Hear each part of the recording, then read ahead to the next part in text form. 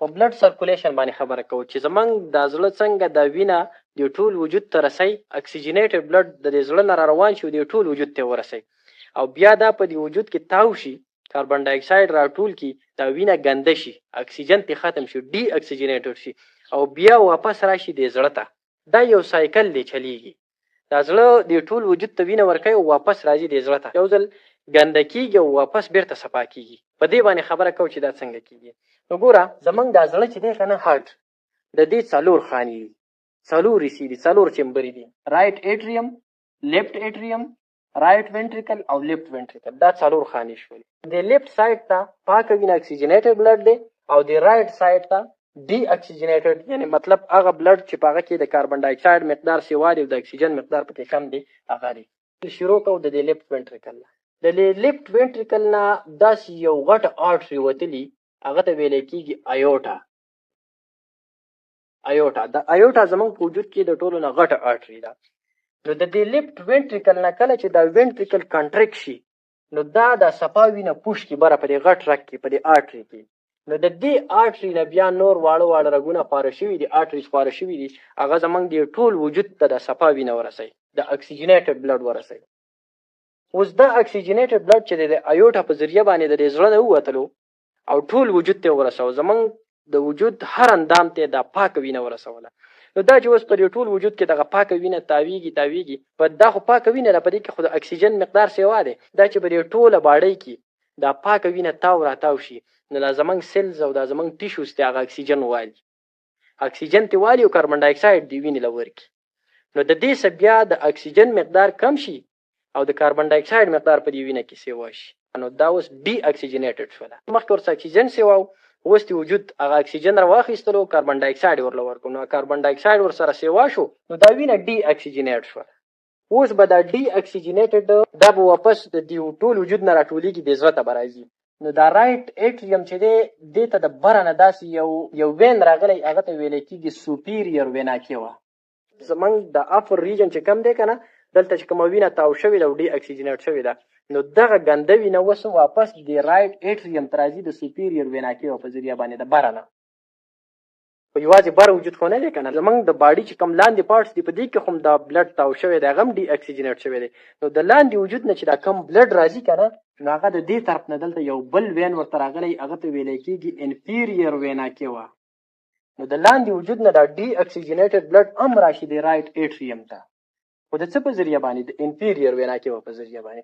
نو مطلب دا دی چې د لیفټ وینټریکل نه صفا وینه خوره شوې وه ټول وجود ته، وجود کې تاو راتاو شوله، ګنده شوله، ډي اکسیجنیټډ شوله، واپس اوس د رایټ ایټریم ته راله د سوپیریر وینا کیوه په ذریعه باندې او د انفیریر وینا کیوه په ذریعه باندې.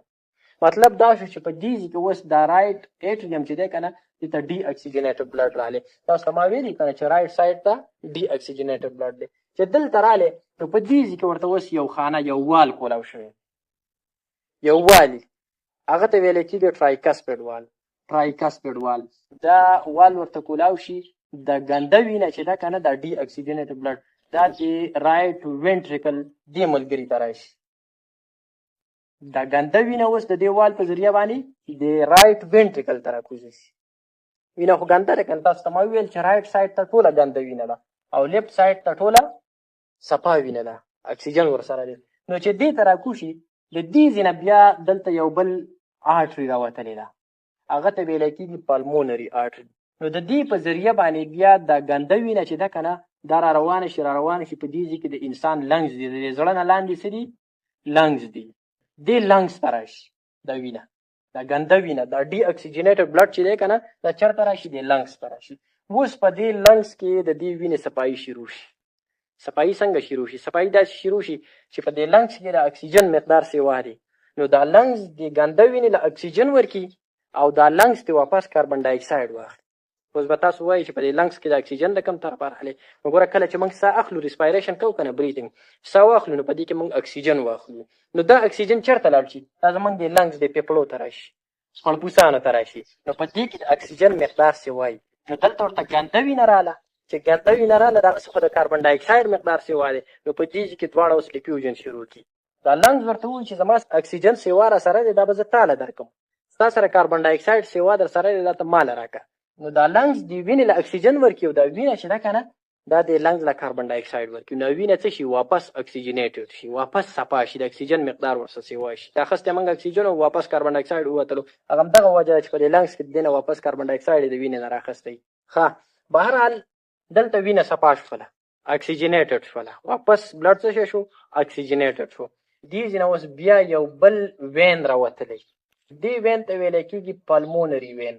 اکسیجنیټډ بلډ واپس د دې پالمونري وین په ذریعه باندې را روان شي چېرته د لیفټ ایټریم ته، دې ته راشي لیفټ سایډ ته کوم بلډ راځي اکسیجنیټډ بلډ. نو واپس چې وینه صفا شوه نو مخه لیفټ سایډ ته راله، چې لیفټ سایډ ته راله په دې کې اوس اکسیجنیټډ بلډ دی. چې دې ځای ته راورسېدلو نو په دې ځای کې بیا داسې یو بل وال لګېدلی لکه څنګه چې دلته لګېدلی و. دلته ټرایکسپیډ وال دې ته موږ ویلو، دې سایډ ته چې کوم وال لګېدلی دې ته بایکسپیډ وال وایي. بایکسپیډ دا بایکسپیډ وال اوس کولاو شي، نو چې کولاو شي نو دا وینه دې ملګري ته راولېږي د لیفټ وینټریکل ته. چې لیفټ وینټریکل ته دا وینه راشي نو دا خو صفا وینه ده که نه، نو بیا هغه زول پراسس شروع شي، دا بیا داسې کنټریکټ شي نو بیا په هغه ایوټا باندې دا وینه ورولي ټول وجود ته ولېږي.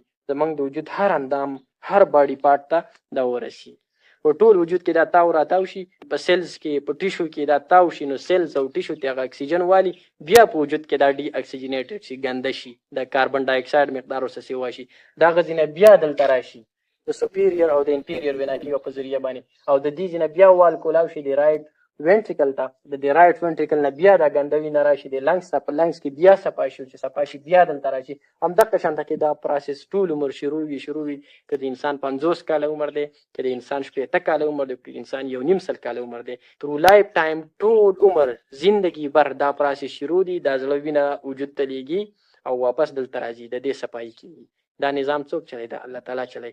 دا یو خاص سیستم د لاندې، دا په خپله نه چلیږي، نه په خپله باندې انسان داسې د انسان چې دی د الله تعالی ډېر عجیبه ډیزاین کړی. ځینې خلک انکار وکوي الله نشته. زه سوچ وکړم چې لکه دومره کمپلیکس یو مشینري ډیزاین شوی ده، دا په خپله خود به خود خدا نه ډیزاین کېږي، د دې شاته خامخا څوک شته دی. نو دا ټول عمر تر لایف ټایم دا پروسس شروع وي، وینه په ټول وجود کې ګرځي، ګنده کېږي، واپس لنګس ته راځي، هغه کې صفا کېږي، بیا زړه ته راځي، بیا ټول وجود ته ځي، ګنده کېږي، بیا دا پروسس ټول عمر شروع وي. دې ته ویلی کېږي بلډ سرکولیشن. دا د وینې سرکولیشن دی زموږ په دې وجود کې ټول عمر روان دی کېږي.